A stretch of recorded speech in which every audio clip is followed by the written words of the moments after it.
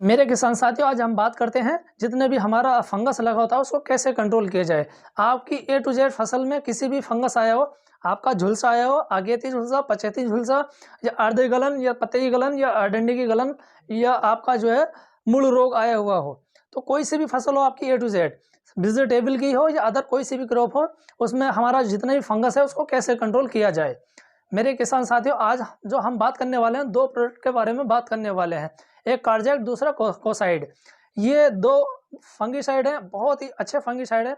मेरे किसान साथियों, आप किसी भी मौसम में प्रयोग कर सकते हैं और किसी भी टाइम प्रयोग कर सकते हैं और किसी भी फसल में प्रयोग कर सकते हैं। मेरे किसान साथियों, क्या होता है कि हम बहुत सारे हमारे किसान भैया दवाई लगाते रहते हैं, लेकिन वो परेशान भी रहते हैं।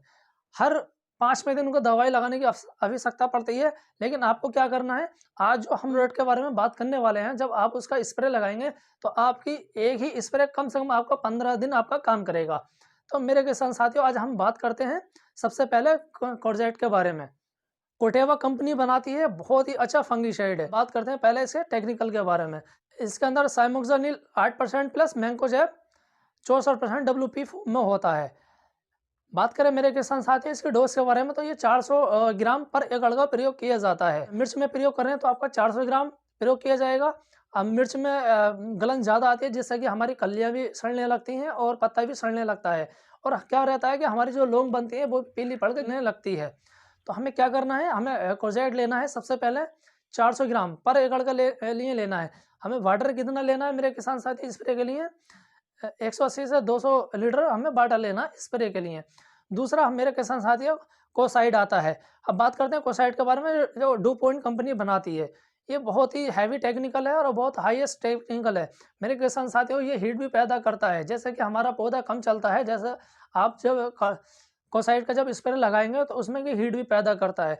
हीट पैदा होने से ये होता है कि हमारी कलियाँ भी फूटने लगती हैं और हमारा ग्रोथ भी बढ़ने लगती है और हमारा जितना भी फंगस रहता है वो भी कंट्रोल हो जाता है। जैसा हमारा टमाटर फल गलन आता है वो भी रुकता है मेरे किसान साथियों, और झुलसा भी रुक जाता है।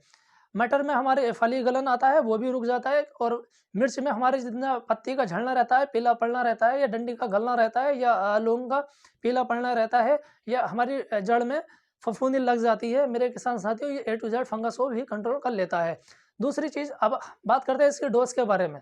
हमें डोज कोसाइड की कितनी लेनी है मेरे किसान साथियों, इसकी भी डोज हमको 400 ग्राम पर एकड़ के हिसाब से प्रयोग करना है। बात करें इसके अंदर टेक्निकल बारे में, इसके अंदर मेरे किसान साथियों कॉपर हाइड्रोक्साइड 53.8% WF फॉर्म में आता है। मेरे किसान साथियों, ये बहुत ही अच्छा टेक्निकल तैयार किया गया हुआ है, जो हम किसी भी फसल में किसी भी टाइम में प्रयोग कर सकते हैं। अब बात करते हैं मेरे किसान साथियों प्राइस के बारे में। आप जब कार्जेट लेने के लिए जाएंगे तो आपको ये 1600 से 1700 रुपये के समथिंग पर केजी आपको मार्केट में मिल जाता है। और मेरे किसान साथियों, जैसे कि आप कोसाइड लेने के लिए जाएंगे तो आपको ये 2200 से 2300 रुपये के समथिंग मार्केट में मिल जाता है। तो ये आज आपको क्या करना है, दोनों का स्प्रे एक साथ लगाना है। आप दोनों घोल एक साथ भी बना सकते हैं या अलग अलग भी बना सकते हैं। अलग बनाने से ज़्यादा बेनिफिट मिलता है।